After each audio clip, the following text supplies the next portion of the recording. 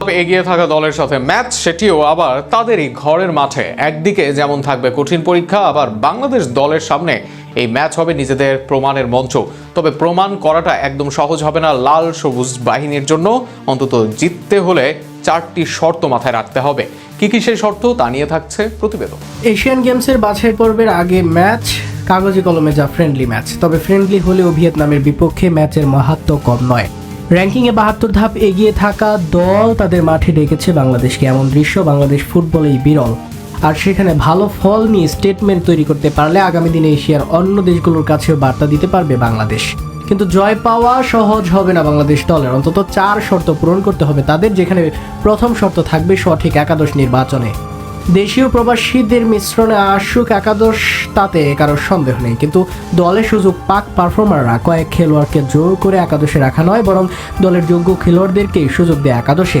এই একাদশ নির্বাচন ভুগিয়েছে বাংলাদেশকে। হামজা সুমিদের পারফরমেন্সও হয়েছে মলিন। আর সেখানে ভিয়েতনামের বিপক্ষে জয় পেতে এটাই হবে বাংলাদেশের প্রধান শর্ত।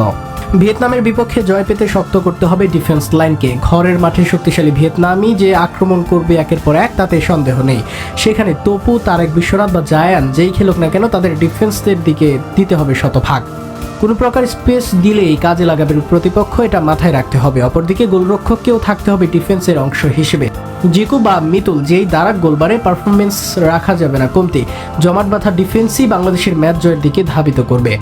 বাংলাদেশের তৃতীয় চ্যালেঞ্জ থাকবে স্কোরিং। ভিয়েতনামের বিপক্ষে খুব বেশি সুযোগ পাবে না বাংলাদেশ, তবে যে সুযোগটাই পাবে সেটাকেই কাজে লাগাতে হবে তাদের। বিশেষ করে আক্রমণ ভাগের খেলোয়াড়দের স্কোরিং স্কিল বাড়াতে হবে। এই ম্যাচে বড় কোনো সুযোগের অপেক্ষায় থাকতে হবে, সেটা করতে হবে যোগ্য ফিনিশিং। ফাহমিদুল, ফাহিম, মোরসালিন, স্বাধীন যেই আসুক দলে, তাকেই কাজটা করতে হবে ঠিকঠাকভাবে।